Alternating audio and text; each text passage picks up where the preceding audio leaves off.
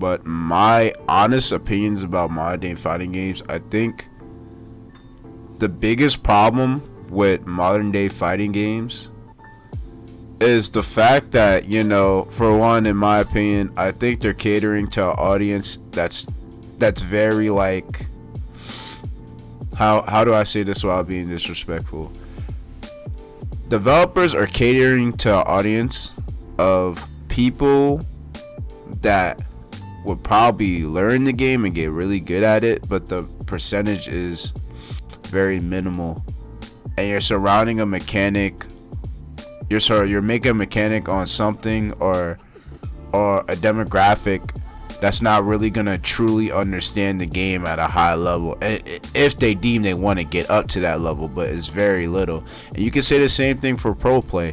A lot of pro players can understand the game, but they might not stay with it because they just don't fuck with the game. But at the end of the day, whose feedback are you going to take back more? The people, the general public, or people that truly play the game at a high level? There's always been a debate about that around if you're going to patch a game based on player feedback or just the general public, if that makes sense. And my whole issue with it is that you never really, especially if you're patching a game or making a game, you always want an opinion on someone that knows your game in and out and that can give you proper feedback on how to fix it and make the game better. And the fact that some of these games, like if I can throw an example, like Guilty Gear Strive, like a lot of the high level players, and I guess even the general public in this sense, has always complained about So Bad Guy, Leo, May, and, you know, a bunch of other characters that, you know, right now in this moment I can't really think of at the top of my head that's really broken, but those three come to mind. And, you know, So Bad Guy, as fucking annoying as he is to fight against, but there's still some, like, So Bad Guy is broken in terms of his damage output, but in terms of the matchup, there's some matchups that he struggles against, especially like Naruyuki, Axel, and all of them. Like, he's not really that decent in the neutral, but he has good options to where he can fight off multiple opponents, or most of the matchups he has not really like that big of a detriment to where he can't win. But yeah, that being said, I feel like execution plays an important part in fighting games in general, because it really shows you the grind that you put into those games. Like, for example, Tekken, like doing a Korean backdash is not easy. It's not an easy thing. And that's like a basic necessity, or a basic understanding, or not even understanding. What am I trying to say? The Korean backdash is like movement. Like, you need that in order to space yourself out properly and to whiff punch certain moves that might be obnoxious, or just overall try to feel out your opponent. You need that. That's the neutral in that game, and that has to do with execution, you know. And imagine if they nerfed that. That's like getting rid of the identity of Tekken, or just getting rid of something that's been in the game for so long just to appeal to a demographic that's not, you know, that's probably not gonna stay with the game. I think, to me, that's a bad thing, but that's just my honest opinion about it. Like, modern day fighting games, I don't know why they just don't go back into the simple and tactical route, where if you're a newcomer, you can fucking go to simple, and if you really fuck with the game heavy, go to tactical and actually learn the combos. Like, I don't think building a whole mechanic or a whole game to an audience, like, and in my honest opinion, I know I'm going like into different points right now, I'm rambling, but in my honest opinion, you know, the great thing about fighting games is that every time you play it, even if you're a master at that fighting game or a professional player, there's always something to learn. Whether it be your opponent, the matchup, the frame data, since we having consistent patches, like, the game is always in a fresh state. And the fact that, you know, it's always that consistent grind that need to get better and that need to understand certain things that really keeps people going, I feel like is good. But since the execution is down, it's that much easier to learn, you know, especially matchups. Like, So Bad Guy, his bread and butter is like, you can learn that shit in an hour if you really experienced fighting game player, or really a good fighting game player, like, you can learn his shit in damn near a day. The only thing you have to learn after that, after you understand the fundamentals of a fighting game, truthfully, the only thing you really need to learn is the matchups and like how your opponent plays, and that's really it. But in terms of like lowering execution, it's just that much quicker for experienced fighting game players. It's like, okay, well, I can just mash if I'm fucking up. It's like, it's the pressure of, okay, if I don't land this combo and I don't kill him, like, it's certain factors. I know I'm rambling a lot about shit, but execution to me is a major factor in it. I'd rather them bring back a game that has semi-hard or hard execution, in my opinion, because I like the grind. That's why I love fighting games, for to constantly get better and see yourself improving. I fucking love that. But yeah, and in terms of other shit too about modern day fighting games, like just people just abusing things in a character's kit. Like, if I'm going to a game, I'll say Fighter Z.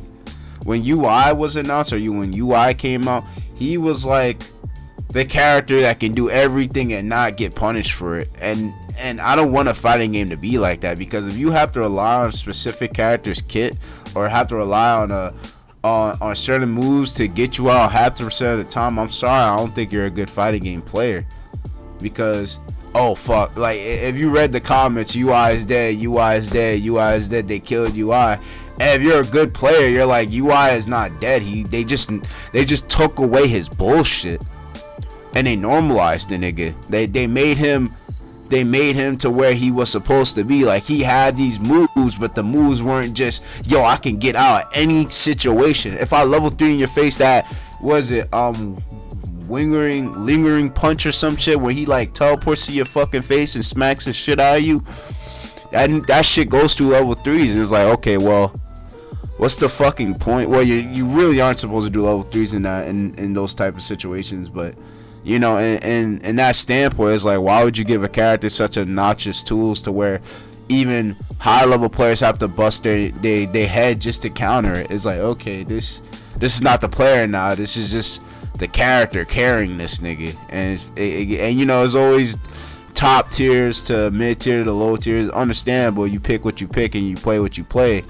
But I don't think a character should really determine a player's outcome or win usage that heavy, unless it's like a hard, like, I can understand. I'd rather a difficult top tier, to where it's like, okay, he's top tier, but you can see he's not the easiest. Like, even like Carl from BlazBlue, that nigga's hard as fuck.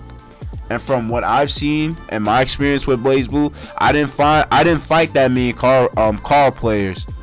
But when you got against a good Carl player, you're like, damn, this he's cheap as fuck. But the execution barrier is what makes him such a low pick rate, because not everyone can play that nigga.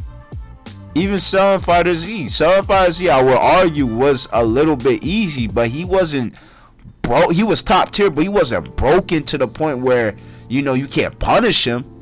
In some instances, it's like, even like, my whole point being with my game fighting games, I just wish it went back to the fact that we can grind hard for this shit. We can just go back into grinding and the execution and learning certain character routes.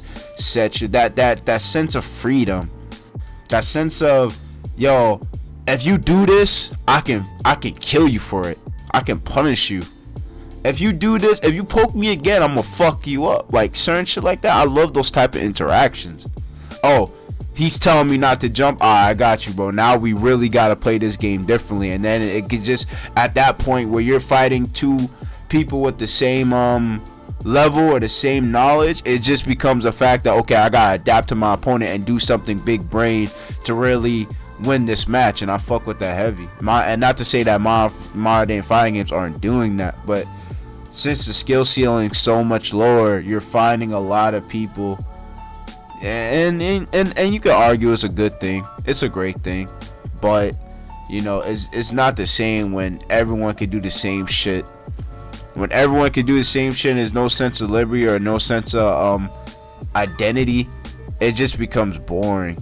And at that point, it's like, okay, this certain player can punish this certain player did this in this game, but now since they made this game easier, it's not the same flair. And that's something that player, that particular specific player, trained hard for, and I think that sucks.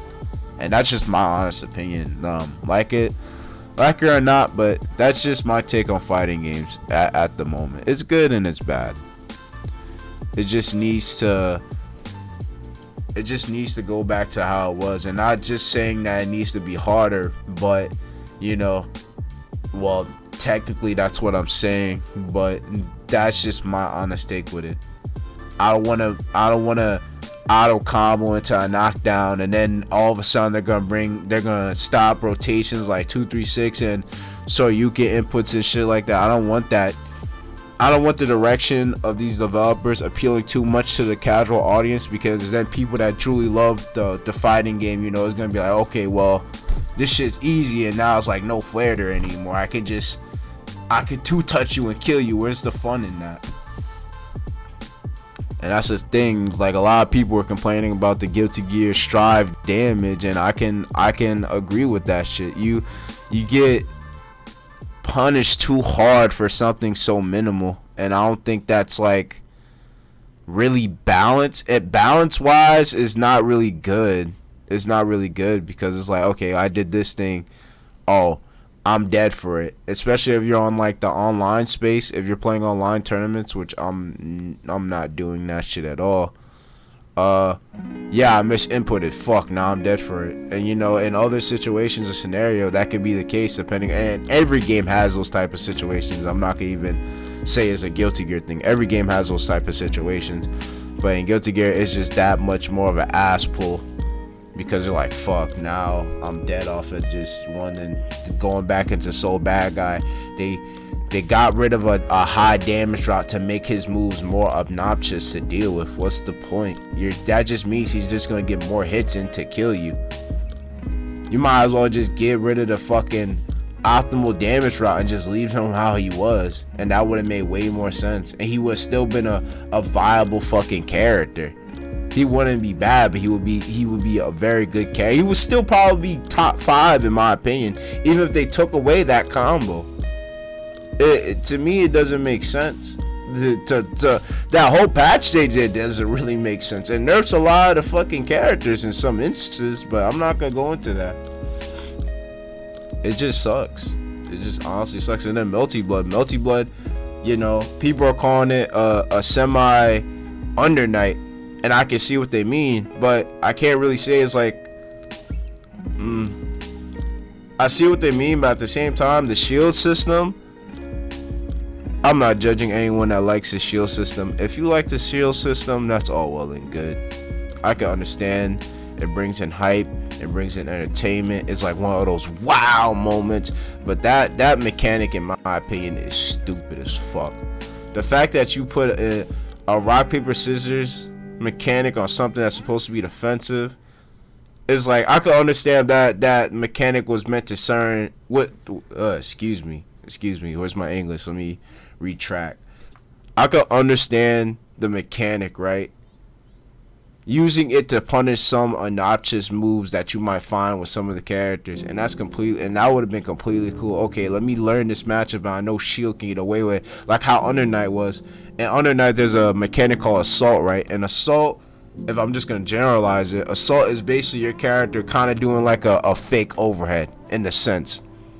So your character does a fake overhead, and the Shield in Under Night, when you shield the Assault, their frames become negative, their frames drop significantly, so you can punish it upon landing. And I think it gives landing recovery, but I'm not sure. I'm not too deep into the frame data with Under Night, but you're able to grab them, you're able to punish them, you're able to get whatever started, and it's just that, okay, and Under Night, it rewards you. Under Night is the type of game that rewards you defensively, not offensively, if that makes sense. Like, if you know what to shield and you know the frame data for between the characters in the matchup, the game rewards you significantly for being patient. That's what I like about Under Night, because there's moves in that game that are kind of fucking, like even Makava. Makava is like to me, Makaba is like he's annoying as fuck to deal with in the neutral, but it's not like you can't beat him. Because if you know the matchup, you know some things that you can shield, then he's not that hard of a character. But he's still top tier. So even Hilda and Batista are top tier. That game is basically dictated by people that can zone you the fuck out. Even then, Yuzu is not all that good, so it really depends. But yeah, Under Night, it rewards you heavily on how defensive you can be and what's your knowledge on the defensive end. And if you have great offense or good offense, you can win your fights. Melty Blood, I don't like the fact that that shield mechanic just makes you do I'm a paper. Oh, okay, he did this option. Get shield again. Or it's like, you know, I haven't gone too deep into what can be what. I haven't labbed that shit yet, but in my honest opinion, it's just from my first impressions, that shit is very stupid. That shit is very fucking stupid. I think what they should do is leave the shield how they did it with Under Night. Let it punish specific moves in the neutral, or punish it like the armor grabs or the armor moves. Let the shield be a pure, or like jump ins and shit, since the game doesn't have a true anti-air. So if you jump, make the jump negative, they can't do nothing. You can fully punch it. In some cases you can, but they can shield back, which is very fucking annoying. No anti-airs in the game, like I said, which people can jump in for free basically. And you know, it's just like you're getting rid of options. And mind you, I'm not going off the prior knowledge of the old Melty Bloods because I haven't played the old Melty Bloods like that. I don't know if they had an anti-air in that game, but I would assume the shield mechanic in that game, if they had it, it was meant to stop anti-airs. But I'm just going based off of the shit I experienced in the new Melty Blood, not the old one. I can't really make a valid comparison on how those two were, or how that game was. And yeah, you know, just these modern fighting games, execution, character usage, overall, just the fact that it's just easier, is a lot easier now. And to me, it can get kind of boring. Since I'm experienced, I've been playing fighting games for a while. It gets very, very boring. I want that game where I'm like, okay, you know, like BlazBlue, like Naruto was a hard fucking character in that game too, because all his inputs require you to be very fucking fast with it. But I like that type of shit because, like, okay, I can see the level. I can see the, like, when you fight different opponents, you're like, I can see the level difference. I can see, yo, this man is OD, he's doing that combo. Okay, alright, yo, I see you, Chief. That shit's hard. Like, shit like that you come to appreciate as you keep playing. But since everyone does damn near the same shit, it's like, well, goddamn, where the fuck is the variety? Except for high level, and high level in general, you're just basically slowing the fuck down. Sometimes it could be a fucking 8 fight of 2 players just doing random shit, but they do that because they know that if I get this hit, I'm gonna take half your fucking health bar. Shit, if you watch